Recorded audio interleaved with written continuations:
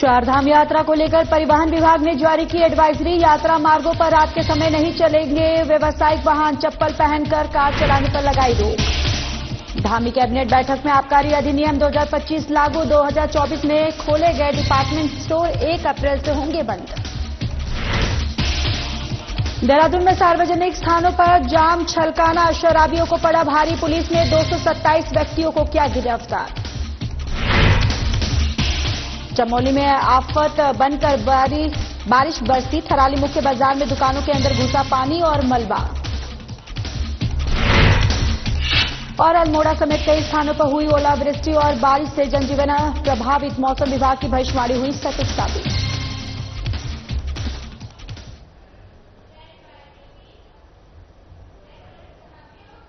नमस्कार, बहुत स्वागत है आप सभी का उत्तराखंड के बुलेटिन में। मैं हूं आपके साथ ज्योति यादव। सीएम पुष्कर सिंह धामी रानीपुर हरिद्वार पहुंचे, जहां उन्होंने सरस्वती विद्या मंदिर इंटर कॉलेज में आयोजित लोकार्पण और प्रतिभा सम्मान समारोह में मुख्य अतिथि के रूप में शिरकत की है। छात्रों की ओर से तैयार विज्ञान मॉडलों का अवलोकन भी किया गया। तो वहीं धर्मनगरी में सीएम धामी को देखने और सुनने के लिए जन सैलाब उमड़ पड़ा। कार्यक्रम में विधायक आदेश चौहान, आरएसएस प्रांत प्रचारक शैलेंद्र सिंह भी उपस्थित थे। आइए अब आपको सीधा रुख कराते हैं, जहां सरस्वती विद्या मंदिर inter college sector 2 BHEL Ranipur का, जहां सीएम धामी कार्यक्रम में उपस्थित छात्र छात्राओं और अभिभावकों को संबोधित कर रहे हैं। भाइयों बहनों, स्वतंत्रता प्राप्ति के पश्चात हमारा देश जब अपने पैरों पर खड़ा होने का प्रयास कर रहा था, उस समय देश में शिक्षा संस्थानों की, विद्यालयों की बहुत कमी थी। उस कालखंड में राष्ट्र निर्माण की भावना को ध्यान में रखते हुए राष्ट्रीय स्वयंसेवक संघ के एक महत्वपूर्ण अनुसांगिक संगठन के रूप में विद्या भारती अखिल भारतीय शिक्षा संस्थान ने सरस्वती शिशु मंदिर के रूप में जो पौधा रोपित किया था, आज विशाल वटवृक्ष बनकर भारत के कोने कोने में हमारे नौनिहालों को, बच्चों को शिक्षित और संस्कारवान बनाने का काम कर रहा है। ये हम सब लोगों के लिए गर्व का विषय है कि आज विद्या भारती द्वारा संपूर्ण भारत में 12,000 से अधिक विद्यालय संचालित किए जा रहे हैं, जिनमें लगभग 35 लाख से अधिक छात्र छात्राएं शिक्षा ग्रहण कर रहे हैं। इतना ही नहीं, उच्च शिक्षा के क्षेत्र में भी विद्या भारती के द्वारा 50 से अधिक महाविद्यालयों के साथ साथ एक विश्वविद्यालय का संचालन भी किया जा रहा है। इन विद्यालयों और महाविद्यालयों द्वारा विद्यार्थियों को आधुनिक शिक्षा देने के साथ साथ उनमें राष्ट्र सेवा, नैतिकता, संस्कृति संरक्षण, प्रकृति संरक्षण और समाज के प्रति जिम्मेदारी, उनमें राष्ट्र की भावना विकसित करने की दिशा में भी कार्य किया जा रहा है। उत्तराखंड में भी वर्तमान में विद्या भारती के द्वारा, जैसा अभी आदरणीय डॉक्टर शैलेंद्र जी ने बताया, कि पूरे प्रांत के अंदर विद्या भारती का और हमारे शिशु मंदिरों का एक बड़ा नेटवर्क है, बड़ा जाल मैं कहूंगा कि आप किसी कोने में चले जाइए। अभी आप माणा कह रहे थे, माणा हो या सीमांत क्षेत्र हमारा धारचूला हो, किसी भी क्षेत्र में जाइए, आपको शिशु मंदिर, विद्या मंदिर अवश्य मिल जाएंगे, अवश्य उनका नेटवर्क मिलेगा। विद्या भारती द्वारा 500 से अधिक विद्यालय प्रदेश के अंदर संचालित किए जा रहे हैं, जिनमें 1 लाख से अधिक विद्यार्थी अभी शिक्षा ग्रहण कर रहे हैं। बहुत से लोगों की ये गलत धारणा होती है कि विद्या भारती के विद्यालय आधुनिक नहीं होते, परंतु आज इस विद्यालय में 4 स्मार्ट क्लासेस का लोकार्पण होना इस बात का स्पष्ट प्रमाण है कि विद्या भारती के स्कूल अब किसी भी आधुनिक स्कूल से पीछे नहीं है। उनमें भी सभी प्रकार की जो सुविधाएं हैं आधुनिक, वो सभी सुविधाएं हो रही हैं। भाइयों बहनों, आदरणीय प्रधानमंत्री श्री नरेंद्र मोदी जी के मार्गदर्शन एवं सहयोग से हमारी सरकार भी शिक्षा व्यवस्था में निरंतर सुधार करने का प्रयास कर रही है। शिक्षा को महत्व को ध्यान में रखते हुए हमारी सरकार ने त्वरित रूप से निर्णय लेते हुए प्रदेश में सर्वप्रथम नई शिक्षा नीति लागू करने का कार्य किया। आज जहां एक ओर राज्य में पीएम श्री योजना के अंतर्गत 141 पीएम श्री विद्यालय बनाए गए, वहीं नेताजी सुभाष चंद्र बोस आवासीय विद्यालयों का निर्माण भी किया जा रहा है। इतना ही नहीं, प्रदेश के 13 जनपदों के 500 विद्यालयों में 500 वर्चुअल क्लासरूम की व्यवस्था भी की गई है। साथ ही क्वालिटी एजुकेशन सुनिश्चित करने के लिए सभी विद्यालयों में एनसीईआरटी की पाठ्य पुस्तकें अनिवार्य की गई हैं। इसके अतिरिक्त विद्यार्थियों को विज्ञान के नियमों और अवधारणाओं को सरलता से समझाने के लिए हमने एक राज्य के अंदर नया प्रयोग किया है। लैब्स ऑन व्हील्स अर्थात मोबाइल साइंस लैब की शुरुआत भी की है, जो 13 के 13 जनपदों में अब ये हमारा नया प्रयोग प्रारंभ हो गया है। वहीं दूसरी ओर राज्य में कक्षा 1 से लेकर 12 तक के विद्यार्थियों को निःशुल्क पाठ्य पुस्तकें और कक्षा 1 से लेकर 8 तक के बच्चों को पाठ्य पुस्तकों के साथ ही जूता और बैग भी उपलब्ध कराया जा रहा है। आज मुख्यमंत्री मेधावी छात्र प्रोत्साहन योजना के अंतर्गत हजारों छात्र छात्राओं को प्रतिमाह छात्रवृत्ति भी दी जा रही है। कक्षा 9 में प्रवेश लेने वाले बालिकाओं को साइकिल प्रदान करने के साथ ही 12वीं कक्षा उत्तीर्ण करने पर उन्हें 51,000 रुपये की प्रोत्साहन राशि भी दी जा रही है। इसके साथ ही बच्चों के व्यक्तित्व के विकास के उद्देश्य से प्रत्येक विकासखंड में 10वीं और 12वीं के मेधावी विद्यार्थियों को भारत भ्रमण पर भेजने की योजना भी हमने इस वर्ष से प्रारंभ कर दी है। इसके अतिरिक्त किसी भी प्रकार की आपदा, महामारी या दुर्घटना से प्रभावित बच्चों के लिए निःशुल्क शिक्षा हेतु मुख्यमंत्री बालासाहेब योजना प्रारंभ की है। वहीं यदि हम उच्च शिक्षा की बात करें तो आज प्रदेश के राजकीय महाविद्यालयों एवं विश्वविद्यालयों में आधारभूत संरचनाओं का निरंतर विकास किया जा रहा है। चारधाम यात्रा 30 अप्रैल से शुरू हो रही है। यात्रा को सुगम और सुरक्षित बनाने के लिए शासन प्रशासन तैयारी में जुटे हुए हैं। इस बीच परिवहन विभाग ने चारधाम यात्रा के लिए एडवाइजरी जारी की है। इसके तहत पर्वतीय मार्गों पर राहत के समय व्यावसायिक वाहनों के संचालन पर पूरी तरह से रोक लगाई गई है। रात्रि 10 बजे से सुबह 4 बजे तक कोई भी व्यावसायिक वाहन यात्रा मार्गों पर नहीं चल सकेगा और आरटीओ प्रशासन चक्रपाणी मिश्रा ने बताया है कि पहाड़ी मार्गों पर ड्राइविंग के लिए दक्षता अनिवार्य है। व्यावसायिक वाहन चालकों को विशेष प्रशिक्षण के प्रमाण पत्र, फिटनेस सर्टिफिकेट और वाहन के सभी दस्तावेज पूरे रखने होंगे और इसके साथ ही चालकों की वेशभूषा, व्यवहार और स्वास्थ्य पर भी नजर रखी जाएगी। उन्होंने बताया कि एडवाइजरी के मुताबिक यात्रा के दौरान वाहन चालकों को चप्पल या सैंडल पहनकर गाड़ी चलाने की अनुमति नहीं होगी। चालकों को बंद जूते या मजबूत ट्रैकिंग शूज जो है वो पहनना अनिवार्य किया जाएगा ताकि पहाड़ी रास्तों पर वाहन संचालन के दौरान सुनिश्चित किया जाए। है हमारे नियमावली में भी है कि चप्पल पहन के वाहन संचालित न किया जाए। जो हमारा भौगोलिक परिस्थिति है उसमें बहुत सारे ऐसे क्षेत्र हैं जहां पर टेम्परेचर का डिफरेंस भी काफी ज्यादा रहता है, तो और इसके मद्देनजर भी सड़क सुरक्षा को देखते हुए ऐसा नियम है, उन नियमों का अनुपालन हम लोग सुनिश्चित करेंगे। देवभूमि योग नगरी ऋषिकेश में गंगा सेवा रक्षा दल के नेतृत्व में विश्व हिंदू परिषद, राष्ट्रीय हिंदू संगठन के पदाधिकारी एकत्रित हुए, जहां उन्होंने हरिद्वार मार्ग पर धाकड़ धामी के जयकारों की गूंज करते हुए त्रिवेणी घाट चौक पर हर्षोल्लास के साथ आतिशबाजी कर जोरदार नारे धाकड़ धामी जिंदाबाद कर और खुशियां मनाई गई। धामी सरकार कैबिनेट की बैठक में आबकारी अधिनियम 2025 लागू कर देवभूमि ऋषिकेश क्षेत्र में 2024 में खोले गए डिपार्टमेंट स्टोर 2025 आबकारी अधिनियम के अंतर्गत 1 अप्रैल 2025 से बंद किए जाने पर आज गंगा सेवा रक्षा दल नगर सुधार समिति ऋषिकेश के नगर क्षेत्र में आतिशबाजी कर बड़े धूमधाम के साथ खुशियां मनाई गई और गंगा सेवा रक्षा दल के संस्थापक पंडित नरेंद्र शर्मा ने कहा है कि 2024 में उत्तराखंड राज्य सरकार ने आर्थिक लाभ के लिए जन भावनाओं के विरुद्ध देवभूमि उत्तराखंड में विश्व प्रसिद्ध ऋषिकेश नगर क्षेत्र में डिपार्टमेंट स्टोर खोलकर राज्य सरकार की अधिक आर्थिक लाभ की योजना बनाई थी, जिसका गंगा सेवा रक्षा दल और अन्य सामाजिक संगठनों स्थानीय नागरिकों की तरफ से श्रद्धालुओं की भावनाओं के विरुद्ध लिए गए निर्णय का जमकर विरोध किया। विरोध के तत्पश्चात धामी सरकार ने अपने निर्णय कर और आबकारी नीति अधिनियम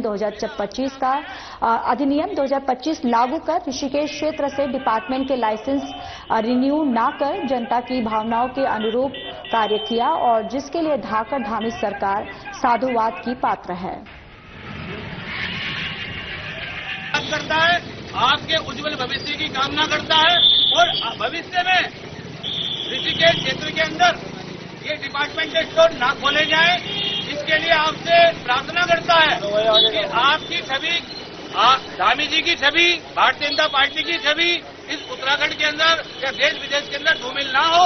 आपके शुभचिंतक होने के कारण गंगा सेवा रक्षा दल आपका हार्दिक धन्यवाद करता है और इस क्षेत्र के अंदर धामी जी आपके द्वारा ये जो डिपार्टमेंट स्टोर बंद करे गए, इसके लिए आप साधुवाद के पात्र हैं। मेरा आपसे आग्रह है कि ऋषिकेश क्षेत्र के अंदर जो अवैध रूप से नशे की तस्करी कर रहे हैं, जो शराब बेच रहे हैं, आप अन्य नशे जो खुलेआम बेच रहे हैं, इनके खिलाफ भी स्थानीय पुलिस प्रशासन से सख्त कार्रवाई कराकर इनके ऊपर गुंडा एक्ट, इनके मकान ध्वस्त करने की कार्रवाई के लिए इनकी संपत्तियां कुर्क की जाए।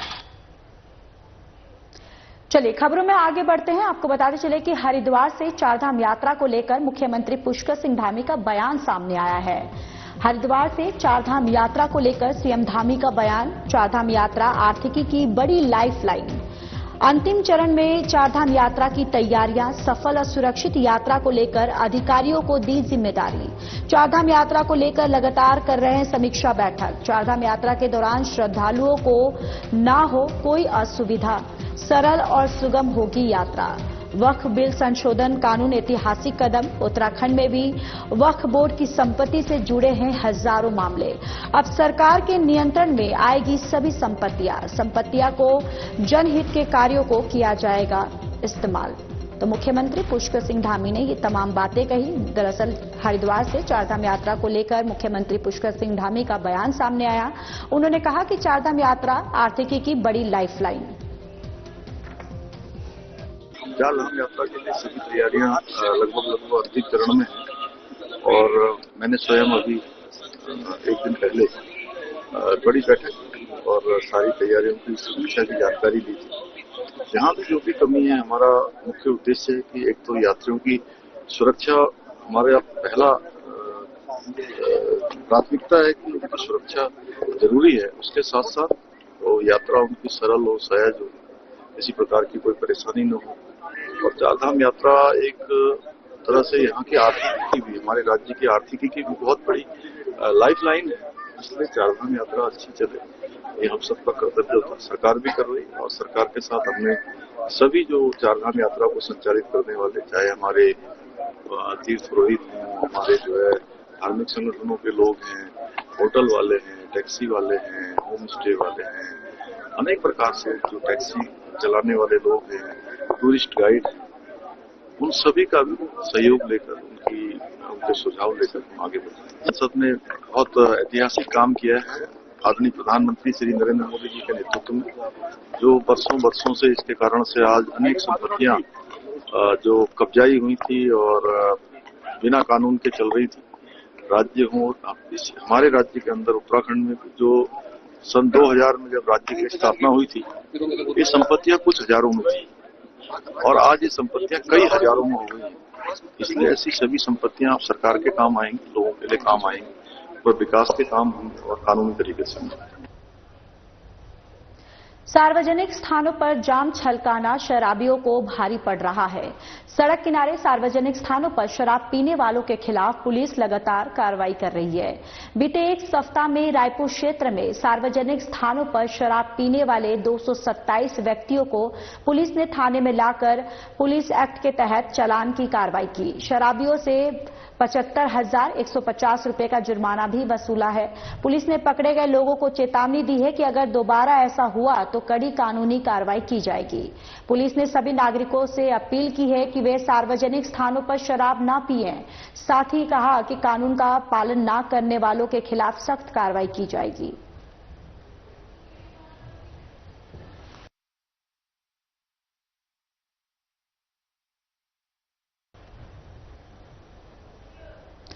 तो उत्तराखंड में बारिश हुई है जिससे गर्मी से लोगों को राहत मिली है। आपको बताते चले कि यहां पर उत्तराखंड में बारिश ने गर्मी से दी राहत। बुधवार देर शाम अल्मोड़ा समेत विभिन्न स्थानों पर जमकर हुई ओलावृष्टि और बारिश। आज फिर बिगड़ेगा मौसम का मिजाज। सुबह से ही आसमान में छाए बादल।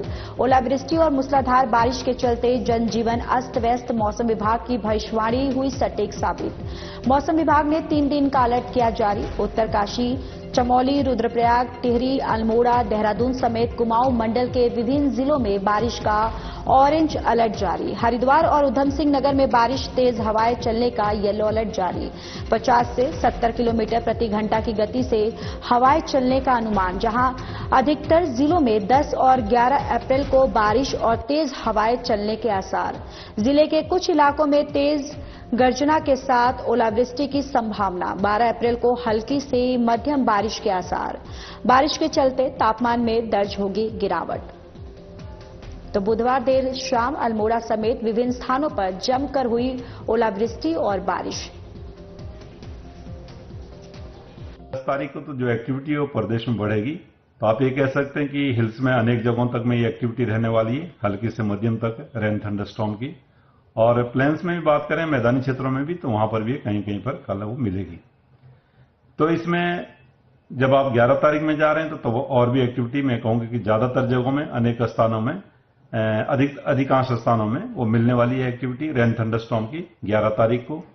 और जहां हल्की से मध्यम बारिश मिलेगी इस दौरान रेन थंडरस्टॉर्म के साथ, उसके साथ आप देखेंगे कि जो थंडरस्टॉर्म की वजह से तेज हवाएं, विशेषकर जो हमारे मैदानी क्षेत्र के डिस्ट्रिक्ट है, चाहे 10 में देखें या 11 में भी देखें, जिसमें हरिद्वार है, उधम सिंह नगर है, फिर देहरादून, इसी तरह पौड़ी, नैनीताल, तो इनके जो भी मैदानी क्षेत्र हैं इन डिस्ट्रिक्ट्स में, तो और इसी तरह चंपावत डिस्ट्रिक्ट में भी, तो यहाँ पे झक्कड़ भी जो कहीं कहीं पर, जिसमें हवा की गति अगर 10 तारीख को देखेंगे तो 50 से 60 किलोमीटर प्रति घंटा की स्पीड इन एरियाज में कहीं कहीं पर मिलनी चाहिए। और गस्टिंग में वो जो है 70 किलोमीटर पर आवर तक भी जा सकती है। जब आप 11 तारीख को जाएंगे तो वो ये स्पीड जो है बढ़ेगी, तो इसके लिए वार्निंग भी दी गई है। तो ऑरेंज वार्निंग अगर देखें, हेल एक्टिविटी है वो भी आज भी थोड़ी बहुत मिली है 9 तारीख को। 10 और 11 में भी इसकी मिलने की संभावना है, हिल्स में या प्लेन्स में भी इक्का दुक्का जगहों में। तो ऑरेंज वार्निंग जो कल और परसों के लिए वो की गई है, चाहे वो तेज हवाएं हैं, स्क्वाल है, या फिर जो है हेल एक्टिविटीज है। और इसी तरह लाइटनिंग भी कहीं कहीं पर, खासकर हिल्स में, वो चीजें देखने को मिलेंगी।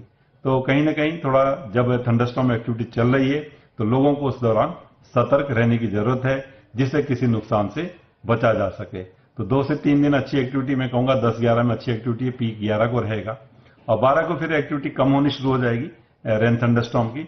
लेकिन फिर भी गस्टी विंड्स है, तेज हवाएं थोड़ा, और इक्का दुक्का फिर हेल स्टॉर्म जो है तो वो 12 को भी रहने वाला है। तो है, और थोड़ा उसमें जब रेन थंडरस्टॉर्म एक्टिविटी कहीं चल रही है तो लोगों को चाहिए कि उस दौरान जो है सेफ जगह पे थोड़ी देर रुकें। जब एक्टिविटी खत्म होती है तो आगे बढ़ा जा सकता है। तो रेन थंडरस्टॉर्म एक्टिविटी ठीक ठाक है, 2 से 3 दिन मिलने वाली है, अच्छी बारिश में मिल जाएगी। तो किसानों के लिए भी जहां फसल के लिए जरूरत है पानी की, उनके लिए तो ठीक है, लेकिन जहां फसल तैयार है तो वो उनको अपने जो है अगर कटाई कर ली है तो उसको सुरक्षित जगह में रख ले। चमोली में बारिश आफत बनकर बरसी। देवाल मोटर मार्ग पर थराली रामलीला मैदान के पास सिपाही गदेरे से आए मलबे की चपेट में 2 वाहन आ गए। एक कार और एक स्कॉर्पियो मलबे में दब गई। तो वहीं कर्णप्रयाग और ग्वालदम राष्ट्रीय राजमार्ग भी नासिर बाजार के पास अवरुद्ध हो गया। बारिश से थराली बाजार में बरसाती गदेरे के उफान पर आने से 10 से अधिक वाहन बरसाती मलबे की चपेट में आ गए, जबकि 6 से अधिक दुकानों में मलबा और पानी घुस गया। सूचना पर पहुंची तहसील प्रशासन की टीम ने किसी तरह वाहनों को मलबे से निकाला। हालांकि इस दौरान किसी के हताहत होने की कोई सूचना नहीं है। मुख्य बाजार थराली में दुकानों के अंदर पानी और मलबा घुसने से व्यापारियों का सामान बर्बाद हो गया। तहसीलदार अक्षय पंकज ने बताया है कि फंसी हुई गाड़ियों को निकाला गया है और फसलों को हुए नुकसान का सर्वेक्षण कर रिपोर्ट के बाद सहायता की जाएगी।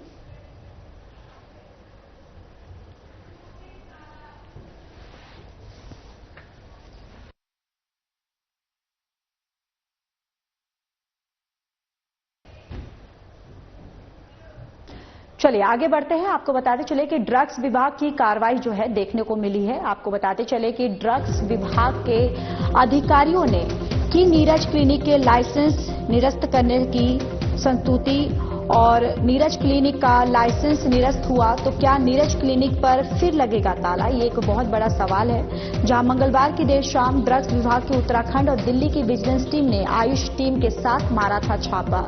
छापे के दौरान विजिलेंस टीम ने कई दवाइयों को किया था जब्त। महाराष्ट्र के रहने वाले मरीज ने केंद्र सरकार से नीरज क्लिनिक के दवाइयों को लेकर की थी शिकायत।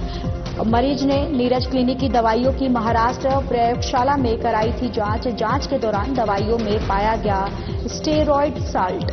आयुर्वेद में स्टेरॉयड साल्ट का कोई कार्य नहीं। नीरज क्लिनिक पर छापे के दौरान कई प्रकार की दवाइयां खुले रूप से पैकिंग करते हुए पकड़ी गई। दवाइयों पर मैन्युफैक्चरिंग एक्सपायरी और कंपनी के नाम का नहीं था कोई जिक्र। छापे के दौरान क्लिनिक में नहीं मिला कोई भी फार्मासिस्ट और नीरज क्लिनिक की कई बड़ी लापरवाहियां आई सामने। जांच टीम ने दवाइयों के सैंपल जांच के लिए प्रयोगशाला में भेजे। दवाइयों की रिपोर्ट आने का इंतजार। नीरज क्लिनिक आयुर्वेद के नाम पर किस प्रकार के स्टेरॉयड साल्ट का कर रहा उपयोग, इसकी आयुष विभाग कर रहा जांच। पहले भी नीरज क्लिनिक की कई दवाइयों की हो चुकी है जांचें। नीरज क्लिनिक पर अभी भी कई मामले उच्च न्यायालय में लंबित। जांच के दौरान दवाइयों में कमियां पाई गई तो नीरज क्लिनिक पर होगी बड़ी कार्रवाई। तो ड्रग्स विभाग के अधिकारियों ने की नीरज क्लिनिक के लाइसेंस निरस्त करने की संस्तुति।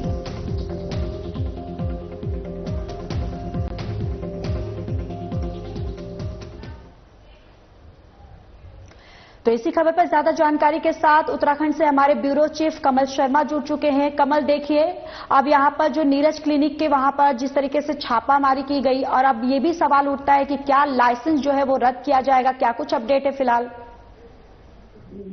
हाँ ज्योति, कहें तो कल परसों रात यहाँ पर आपका क्या कहते हैं विजिलेंस की टीम यहाँ पर, चाहे वो आयुष की साथ में थी, दिल्ली और उत्तराखंड की जो ड्रग्स की विजिलेंस टीम है वो यहाँ पर नीरज क्लिनिक पहुंची थी और उन्होंने यहाँ पर जब छापेमारी गई कई घंटों तक तो काफी चीज में खामियां पाई गई वहां पर। जो सबसे बड़ी बात है, जो दवाई जो पैक की जाती है उसमें कोई एक्सपायरी डेट नहीं है, कोई कंपनी का नाम नहीं है, कुछ नहीं है, खुली रूप से पैकिंग की जा रही थी।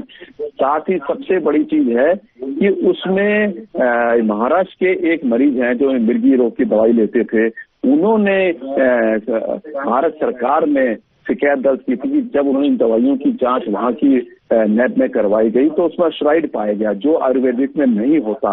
इसको लेकर शिकायत की थी, जिसकी शिकायत पर यहाँ पर छापेमारी की गई है। वही अब देखा जा रहा है कि आयुर्वेदिक दवाई में स्टेरॉयड का क्या काम है, इसी को लेकर विजिलेंस ने यहाँ पर छापेमारी की थी। और कहीं मैंने कहा ना, कई खामियां यहाँ पर जो दवाइयां हैं उनमें कोई एक्सपायरी डेट नहीं है, कोई पैकिंग में कोई नाम नहीं लिखा है, कई चीजें नहीं लिखी नहीं है। अब काफी चीजें जो यहाँ पर विजिलेंस की टीम थी उन्होंने अपने कब्जे में ली थी और उसको प्रयोगशाला में भी लैब में भी भेज दिया, उसका भी इंतजार है। और साथ ही उन्होंने यह बताया है कि जिस हिसाब से देखा गया लाइसेंस आयुर्वेदिक में बना हुआ है और कई तरह के उस लाइसेंस के विरुद्ध यहाँ पर जो काम हो रहे हैं, इसके लिए उन्होंने लाइसेंस के लिए संस्तुति भी कर दिया, इसका रद्द होना किया जाना चाहिए, उन्होंने भेज दिया अपने उच्च अधिकारी को। सबसे बड़ी बात है जब अगर, क्योंकि हम पहले भी देख रहे हैं बहुत बड़ी नीरज क्लिनिक के पहले यहाँ पर कार्रवाई हुई थी, डॉक्टर साहब कई साल तक जेल में रहे, अभी भी वो जमानत में है, कई मामला हाई कोर्ट में चल रहे हैं। उस टाइम भी किसी विदेश और अन्य भारतीय लोगों की शिकायत थी, काफी साल क्लिनिक बंद रहा। तो अब अगर लाइसेंस तो क्या फिर क्लिनिक बंद होगा, ये अब देखना है। तो कुल मिला के ये है जो स्थितियां निकल के आ रही हैं, अभी भी कई मामले अगर हम कहें तो हाई कोर्ट में लंबित हैं, तो कई चीजें निकल के आ रही हैं। अब वही देखना है कि जो दवाइयां इसमें स्ट्राइड क्यों मिलता था, जो आयुर्वेदिक का लाइसेंस उसमें अंग्रेजी दवाइयां क्यों इस्तेमाल किया जा रहा है, तो यह सब चीजों पर बारीकी से जांच चल रही है। अब यही देखना जब पूरी रिपोर्टें आएंगी, लैब से सारी चीज निकल के आएंगी, उसमें क्या चीजें निकल के आती हैं, क्योंकि अभी जो कार्रवाई हुई है वो एक मरीज के उस पर हुई है। वही उसने कहा है कि जब ये आयुर्वेदिक का दावा करते हैं और सफल इलाज का दावा करते हैं कि मिर्गी का सफल इलाज करते हैं और आयुर्वेदिक हम दवाइयां दे रहे हैं, तो उसमें ना तो कोई दवाई पे कोई प्रिंट लिखा हुआ है, ना कोई एक्सपायर भी किया, और उसमें स्ट्राइड पाया गया है। तो अब इस चीज को लेकर जांच चल रही है। अब ये देखना है कि जब सब चीजें रिपोर्टें आती हैं क्या कुछ निकल के आता है, और जब लाइसेंस की भी संस्तुति कर दी है तो उसके बाद क्या क्या कार्रवाई होती है, या फिर एक बार निरीक्षक चुनाव में फिर क्या ताला लगने वाला है। अब इसी का इंतजार होगा। जैसे जैसे अपडेट आती रहेगी वो हम दर्शकों को इसकी जानकारी देते रहेंगे। बहुत बहुत धन्यवाद कमल, सारी जानकारी हम तक और हमारे दर्शकों तक साझा करने के लिए। चलिए, इस बुलेटिन में इतना ही। बाकी देश और दुनिया की तमाम बड़ी खबरों के लिए जुड़े रहिए हमारे साथ। नमस्कार।